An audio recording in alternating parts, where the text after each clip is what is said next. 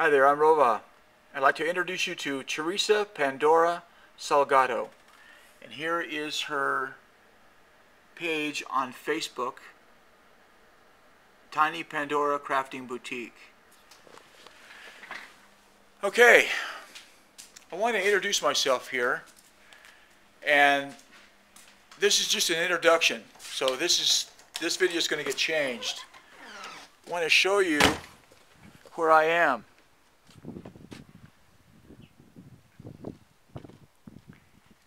This is where my studio is. I live in New Mexico. Okay. Just show you a quick go around here, just to show you a little bit about what I do. Kind of thing I do. I'm a painter.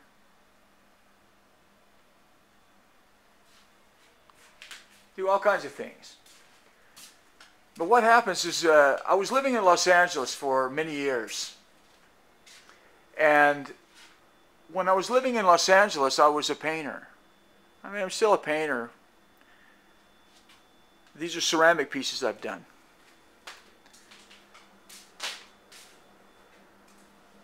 So I was painting when I lived in Los Angeles. And so I lost my studio in LA. I'm from New Mexico, but I was living in LA at the time.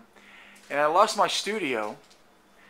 And so it became evident to me that it was time to make a move. So I moved back to New Mexico, and when I got here, I had a small place. A very, very small place. And it was not a painting studio, so I wasn't able to do paintings there. So what I did was I started researching, and I found dichroic glass. And dichroic glass was something that I felt that I could do. And so I started doing the research into dichroic glass, and I realized that there was a learning curve with dichroic glass, a pretty big learning curve. And so I started doing that and became pretty good at it. Here's a dichroic glass piece that I did. But the pieces that I did,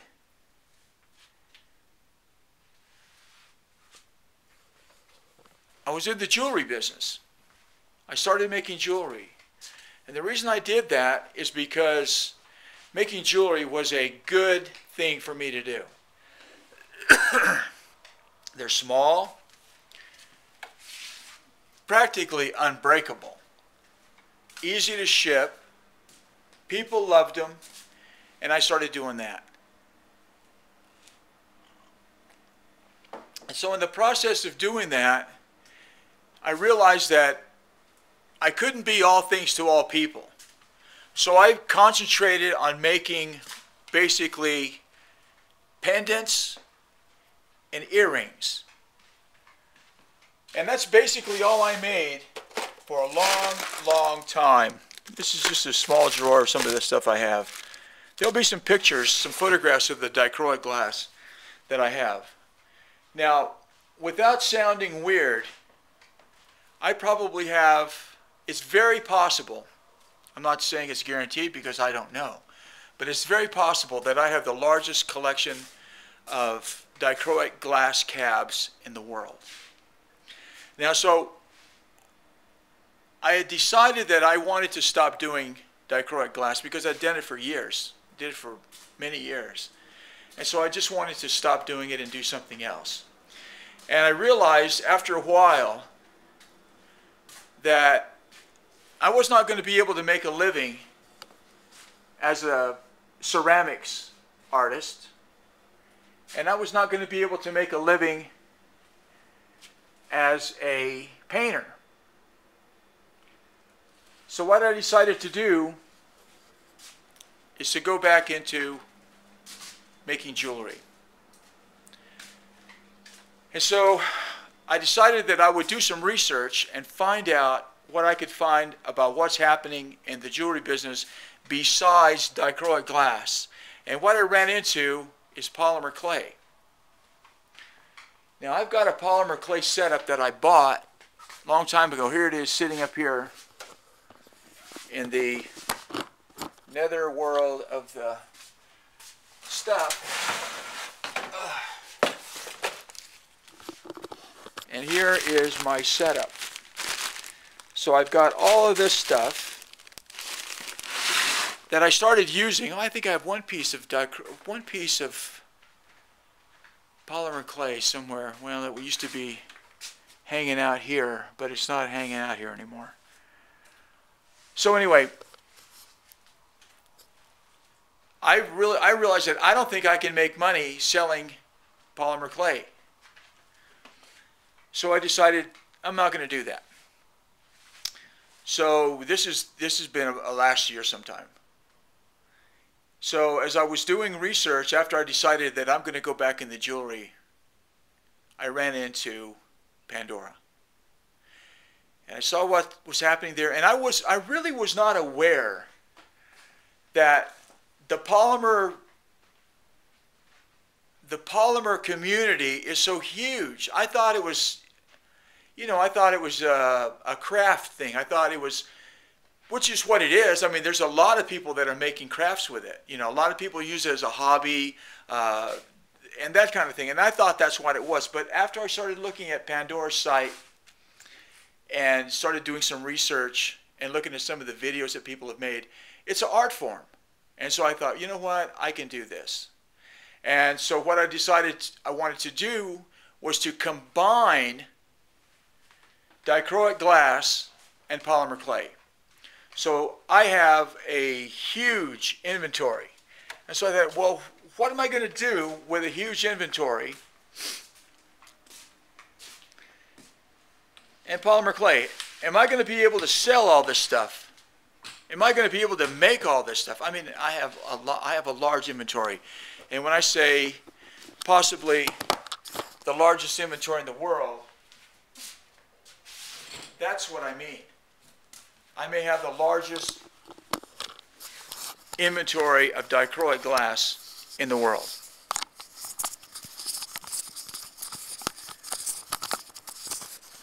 So what I want to do is to explain a little bit about what my idea is, so you can get kind of the drift of it. And this is just a video I'm doing.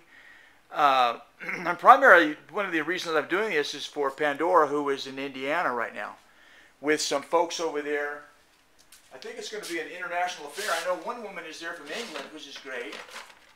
So I just want to give you a brief idea of what I'm doing. I don't know how I am in the screen here. I'll probably do it, and it might be all screwed up. But what I'm basically trying to do here is get that chalkboard in focus so we can have that. Okay, so basically what I'm doing is trying to find people that are really high quality people within the polymer clay sphere. So obviously the people on Pandora's site are those people. So what I did is, before I even saw her site, I was doing research on the web, and I found her, and I called her on the phone. She called me back. And then she referred me to the site, so I'm now a member of the HOP, Hooked on Polymer. I'm part of that. I'm there. Rodney Vanworth is my name. Rova is R-O Rodney, V-A Vanworth with an H on the end, so it's pronounced Rova. I have a website, rova.com, which says nothing on it. It's done nothing on it for years. That's a place that I wanted to do something with. It's a name that I've had for a long, long time. It's sort of a name for different kinds of work that I do. So it's perfect for this. So what I want to do is explain to you what my thinking is. Okay, first of all, the reason I'm doing this is really I didn't want to do this. I wanted to find a place that was like this. And I couldn't find it. So I thought, well, if I can't find it, then I'll have to make it. So basically what I'm trying to do is to find people like yourself, polymer clay makers, who say, okay, you know what, you've got a large inventory of glass, which will be on this website somewhere. And if it's not on here when you're watching this video, it'll be on there shortly, hopefully. didn't know this thing was happening in Indiana because the website isn't due to come online until January. But because you're having this Indiana thing, I said, you know what, I'm going to make a video and try and get it up and try and get this together so I can meet you folks there in Indiana. So that you can say, okay, that's the guy. There's his stuff. I sent a sheet of the samples of some of the samples of what I do to Pandora. So you've got those. So now you know what that looks. Now you know now what I look like, and now I'm going to explain to you the idea I have. So I like to get people that are really good at making polymer clay, and I want them to use my dichroic glass in their work. I want to be that person on Pandora's site and everybody on the world, within the world, the structure of the polymer clay world. I want to be the person that is the go-to person for dichroic glass. I've got lots of it, huge inventory, and I'm willing to trade it. I am willing to trade dichroic glass that I have for people that know are high quality people. I'm not doing, I don't want somebody doing this that doesn't know what they're doing, because there's a lot of stuff out there, regardless of what genre you're talking about, where the people are just learning. Now, I'm not opposed to people learning. I'm trying to learn myself. Eventually, I'll have some polymer clay that will be presentable, but now I don't. So what I want is to find some people that know how to do it, will take my cabs, do whatever you want with them.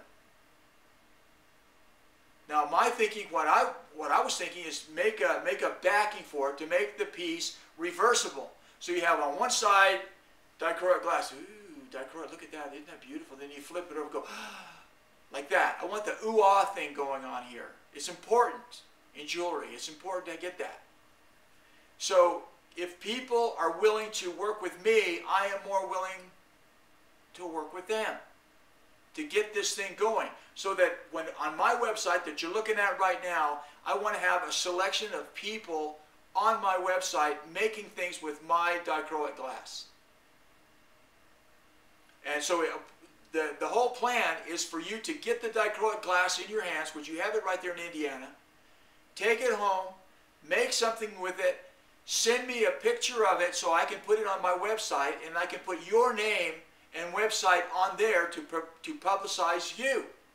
I want this thing to be a reciprocal kind of thing, to where I'm helping you and you're helping me, and we try and get this thing together. Now, the thing is that I believe that we have the makers.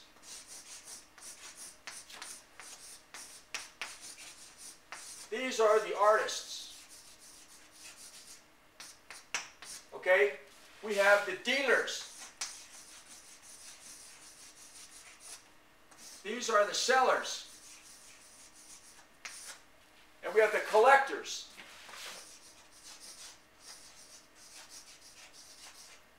Who are the buyers. Okay?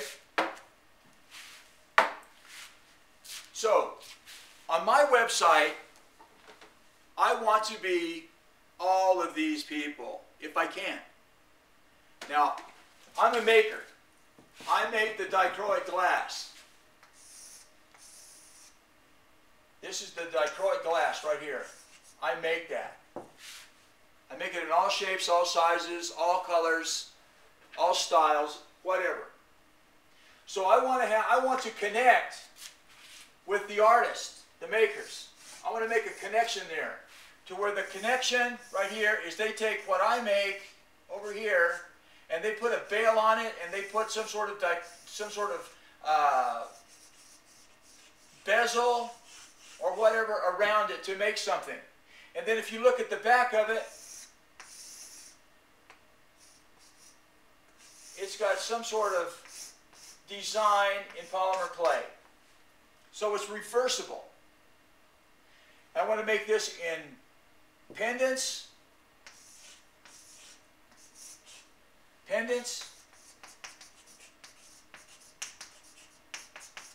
earrings. All right, now the pendants can also be used for pens. They can be used for anything you want. They can be used for bracelets, pens, rings, whatever. Whatever you want to use. It's fine with me. You can use that. So what I'm trying to do is to incorporate all this together. Now, let's say, for example, that there's somebody out there that makes polymer beads. The person is a bead maker. They make beads, okay? Well, this person right here, if they have something that I can use, I will be more than happy to trade dichroic glass to them for their beads. Now, if they have over here someone that has traded their work to make these reversible pendants, and this person says, well, I really like your reversible pendant line, I'd like to trade for this instead of this, then I can trade that for that. And this person can now have something that goes on here. So it's basically, what I'm trying to do is we're all in the jewelry business. As far as I'm concerned, I'm in the jewelry business. A lot of people, if you're making something else, that's fine. That's great. You can do whatever you want. But I'm going to be in the jewelry business. So if you're in the jewelry business, or if you want to get in the jewelry business, I will do my best to help you. And then if you're making, say, just like I said, if you're making just beads, strings of beads, well, it's not too much of a leap to say, hey, I will be willing to trade my beads for your pendants so that I can have the pendant to put on my beads to give me a necklace, and so the other person can have a necklace to go with their beads, and that way we can all increase our lines this way. And if we can find people, and you know, the thing about it is I want people that are, the people here, the artists here,